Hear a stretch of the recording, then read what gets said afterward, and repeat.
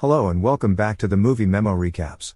Today we are going to recap a 2024 movie titled 6 Hours Away. Please be advised that there will be spoilers ahead. In the opening scene, we are introduced to Chris Montano.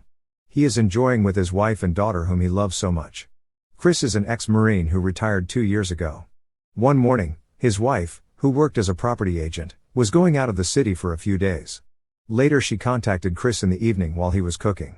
Chris then informed her that the French ambassador had just contacted him a few hours ago, requesting him to train France's special forces.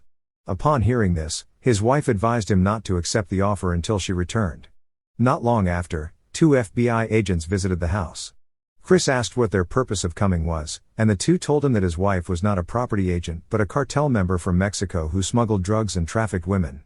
Upon hearing that, Chris certainly didn't believe it, considering that he and his wife had been married for 18 years and he knew her very well. The two showed all the evidence that made Chris's feelings uncomfortable. Even the two had evidence of his wife's flight to Mexico. A few hours later, Chris tried to contact his wife, but unfortunately, her phone was not active. Suddenly, a Mexican mafia member reached out to Chris. The man asserted that the FBI's assessment of Chris's wife was inaccurate and they were holding her captive. If Chris wanted to save his wife, then he must go to his headquarters in Mexico. Upon hearing this, Chris decided to comply, but first he arranged for his daughter to stay at his mother's house. The next day, Chris drove the car at full speed to go to the headquarters. Arriving there, he immediately got out of the car and went inside. Without wasting time, he beat the guards there. He then pointed his gun at 2 chefs who were about to cook. The two begged for forgiveness, saying that they were only working there and never interfered with the mafia's business. Chris finally ordered them to leave there immediately. He then continued killing the guards. The mafia then showed up and casually said that he was very much looking forward to Chris's arrival. He explained that his group would release Chris's wife, provided he worked with him for 6 hours. Upon hearing this, Chris refused and threatened to take his own life. However, he retorted that if he perished, his wife would undoubtedly face the same fate. Consequently, Chris surrendered and agreed to serve him for a period of 6 hours. The mafia explained that Chris's job was to finish off 6 rival mafia bosses within 6 hours. He had already prepared the necessary cars and weapons and planned to send the identities and locations of the targets through a message. He promised that if Chris completed his assignment, he would release his wife. Chris proceeded to the garage to retrieve the prepared car, but upon entering, he discovered the 2 chefs from earlier hiding inside. Chris immediately asked the 2 to leave, but they refused and begged him to get them out of there. The 2 also said that they could guide him and were ready to take him anywhere. In the end, Chris allowed the 2 to come with him. In summary, Chris had successfully reached his primary objective. He instructed the 2 to remain in the car while he proceeded to eliminate the mafia leader inside the house. He then approached the building, and a shootout ensued. After killing some of the guards, Chris asked a female guard to leave, as he didn't want to harm a woman. The woman chose to leave without confronting Chris. After that, Chris killed the guards inside the building and managed to corner his target. The target had asked if Chris was sent by his rival because he knew that someone wanted his territory, but Chris did not want to answer. The man then offered Chris a large sum of money if he didn't kill him, to which Chris replied that it wasn't about money. The target tried to attack Chris, so he finished him off.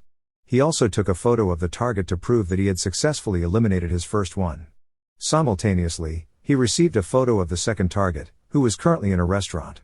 Chris asked the 2 not to follow him again and removed his weapon to his new car and left, leaving the 2 behind.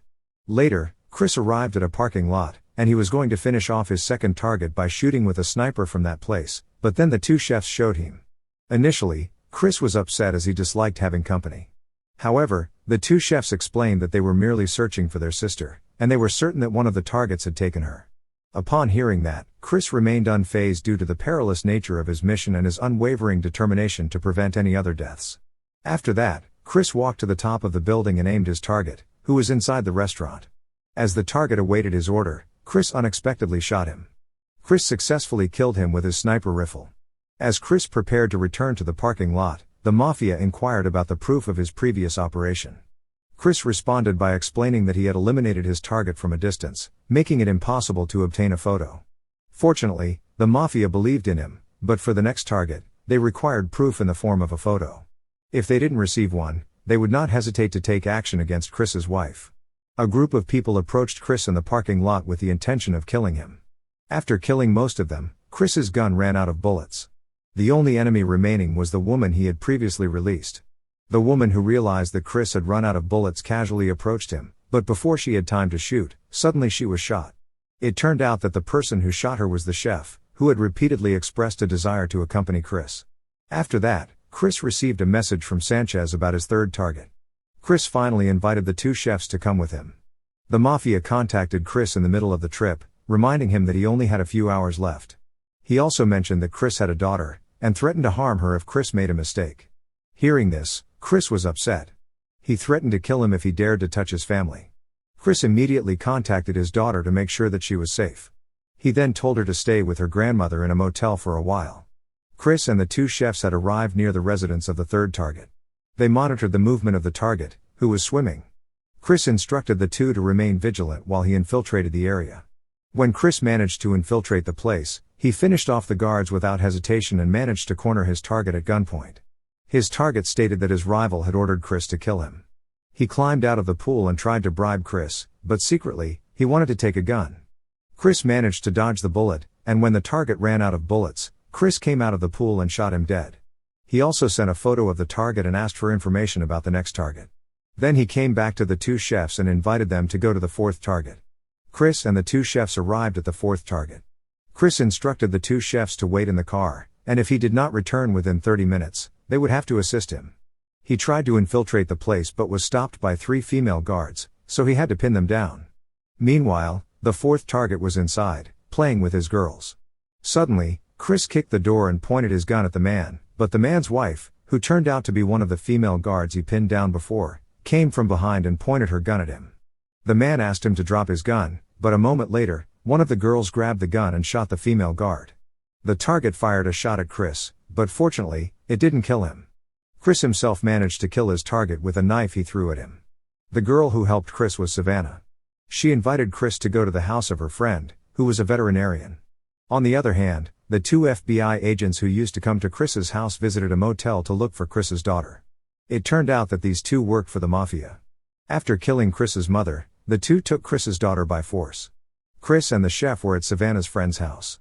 Savannah immediately calmed her friend, as she believed Chris wasn't a bad guy. Savannah clarified that they sought assistance due to Chris's recent gunshot wound. Chris got treated. After that, when Savannah's friend was about to pour a drink for the chefs, the two chefs were surprised when they saw the necklace worn by her. The two asked where she got the necklace, and she replied that she got it from her mother when she was 10 years old. Upon hearing that, the two immediately broke down in tears, realizing that she was their missing sister. Later, Chris prepared himself to complete his mission. The two chefs expressed their desire to assist Chris, but Chris declined, understanding that they had already achieved their goal of finding their sister. Despite this, the two chefs persisted in their efforts to thank Chris for his assistance. During the trip, the Mafia provided the location of the fifth target, leaving Chris with less than 30 minutes to complete his task of eliminating 2 targets simultaneously. The Mafia explained that Chris was fortunate as the 5th and 6th targets were in the same location, allowing him to kill both targets simultaneously. At a car junkyard, an old man who was the 5th target was waiting for his client.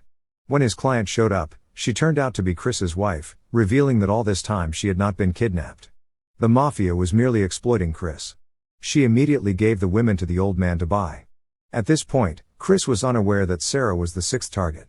Chris and the 2 chefs had arrived and Chris stated that the target was situated either behind the grave or precisely at the location of the junkyard. The corrupt FBI agent soon contacted Chris, demanding that he complete the task immediately. The FBI agent told him that he had just kidnapped his daughter.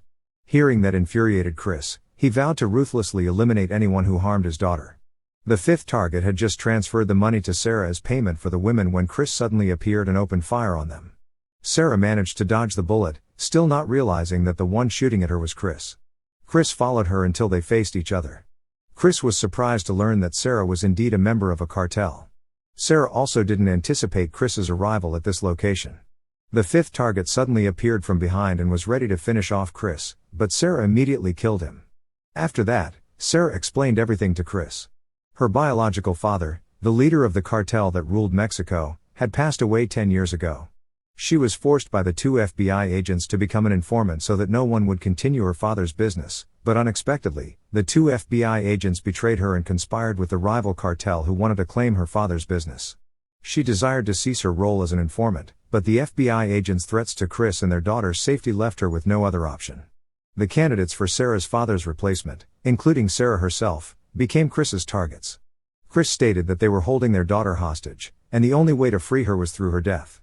Sarah, upon hearing that, implored Chris to take her life. After pondering for an extended period, Chris ultimately felt compelled to take her life. After sending a photo of Sarah and the fifth target, Chris approached the two chefs and instructed them to leave, saying that his mission was complete. Not long after, Chris showed up and asked the mafia to hand over his daughter. The FBI agent said that Chris must have been devastated upon the release of his daughter, considering he had lost both his wife and his mother in a single day. Hearing that, Chris was very shocked. Despite his attempt to attack, he found himself defeated.